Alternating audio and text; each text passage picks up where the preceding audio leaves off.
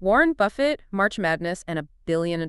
That's promising already. It is. It's a really cool story. Okay. And for any of our listeners who aren't familiar with March Madness, it's the NCAA men's basketball tournament. Yep. Single elimination, 64 teams. 68 now, actually. Oh, wow, 68. Okay, so even more chaotic than already was. Yep.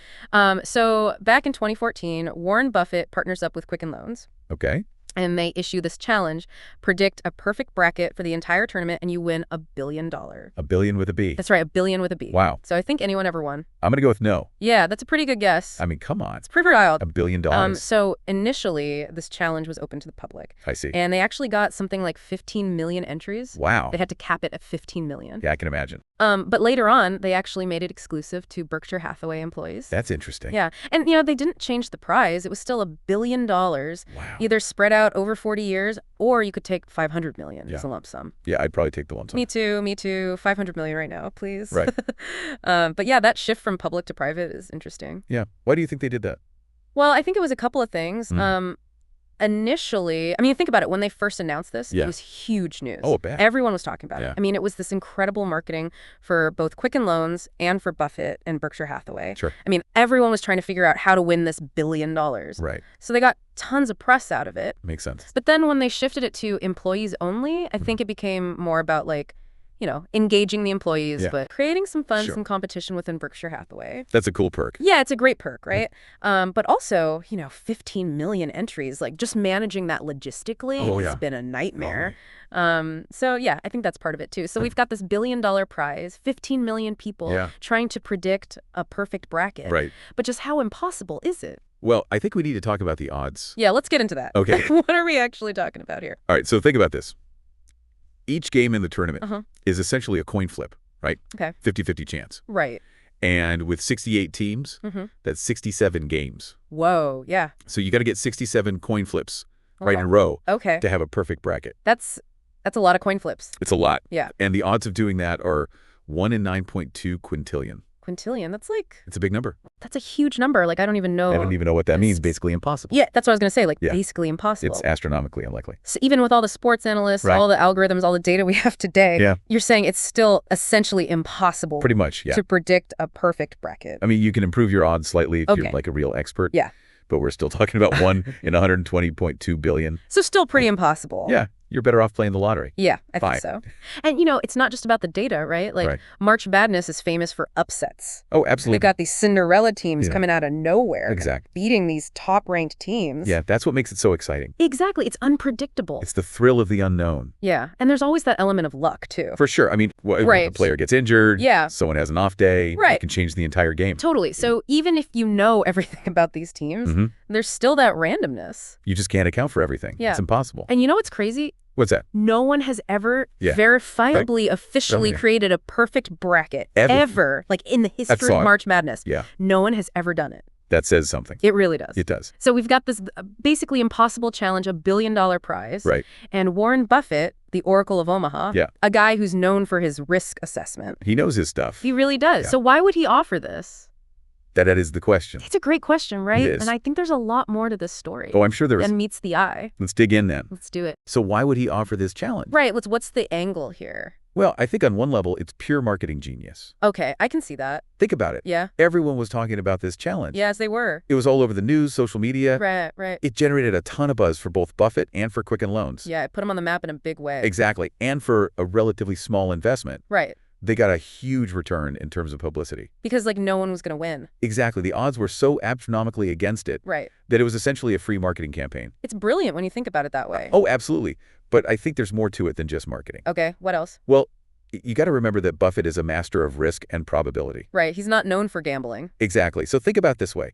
He's essentially treating this $1 billion like an insurance policy. An insurance policy? Yeah, one with a near zero chance of payout. Okay, I see where you're going with this. He knew that the odds of anyone winning were incredibly slim. All right. So he could invest that money and likely earn a return that would more than cover the potential payout. So it's like flipping the script on risk. Precisely. Instead of trying to avoid it, he's using it to his advantage. Exactly. It's a calculated gamble. But wasn't there still a risk, even if it's tiny, that someone could win? Sure, there's always a risk. What about the reputational damage if he couldn't make good on the $1 billion? Well, that's where Buffett's savviness comes in again. Okay.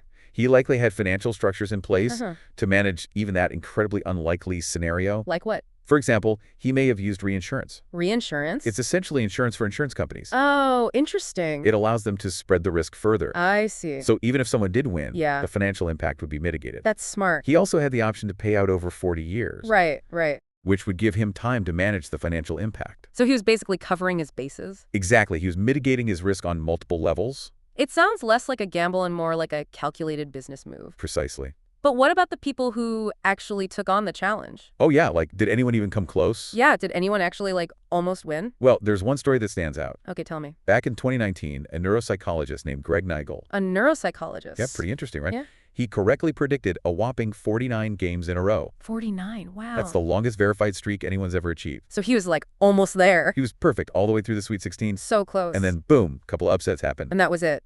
And his bracket was busted. It's amazing how, even with all his expertise, he still fell short. It really highlights how unpredictable March Madness can be. It's a testament to that element of chance you were talking about. Exactly. You can analyze all the stats you want, but sometimes luck just isn't on your side. It's the beauty of sports. It's what keeps us on the edge of our seats. Absolutely. And Buffett actually made some changes to the challenge over the years. Oh, really? How so? Well, for his employees, instead of requiring a perfect full bracket, he offered $1 million a year for life. Wow, still pretty good. Right, yeah. to anyone who could pick a perfect Sweet 16. So a smaller challenge. Exactly, and in 2018, he even bumped that up to $2 million a year. $2 million? $2 million. That's life-changing money. Right, and it just shows how much he valued this challenge. It's like he was using it as a social experiment, testing the limits of predictability. That's interesting. Even within a smaller subset of games. I wonder what kind of impact this had on the employees at Berkshire Hathaway. I bet it created some buzz. Oh, yeah. Some friendly competition. I'm picturing people huddled around spreadsheets and algorithms trying to crack the code.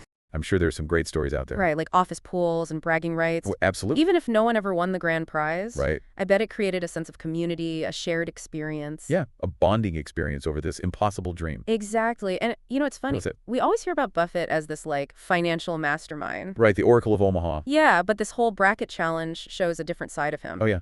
What do you mean? Like a playful side, someone who enjoys a challenge and the thrill of the unpredictable. I like that. It humanizes him a bit. Right. He's not just about numbers and investments. Exactly. He also appreciates a good game and the excitement of March Madness. It's a good reminder that even the most successful people enjoy a little fun. Absolutely. And it speaks volumes about his creativity. How so? He took the simple concept of an office bracket pool and turned it into this national phenomenon. He's a master of capturing attention. He really is. Yeah. But beyond the entertainment value, this challenge also raises some deeper questions. Like what?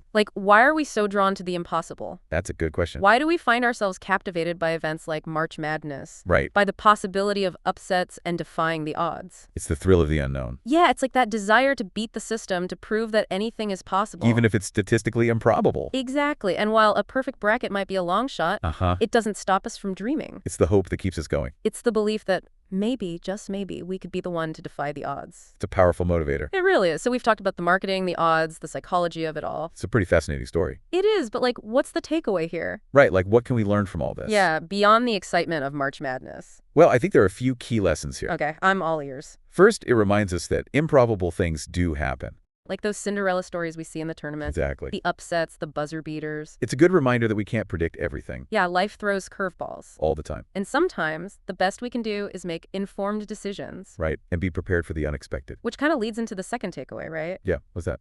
The power of calculated risk? Oh, absolutely. Buffett didn't just throw $1 billion out there randomly. No, he's not known for making reckless moves. Right, he understood the odds, he structured the challenge strategically. He mitigated his risk. And he turned it into a brilliant marketing opportunity. It's a lesson in leveraging probability. Seeing opportunity where others might not. It's like he flipped the script on risk. Exactly. Instead of avoiding it, he used it to his advantage. And that's something we can all apply to our own lives, right? Absolutely. Whether it's investing, starting a business, or making a big life decision, understanding and managing risk is crucial. It's not about being reckless. Right. It's about weighing the potential rewards against the potential downsides. Making informed choices. And sometimes that means taking a leap of faith. Even when the odds seem stacked against you. Exactly.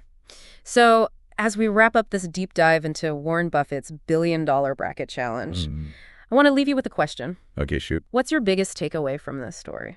Yeah, what resonated with you the most?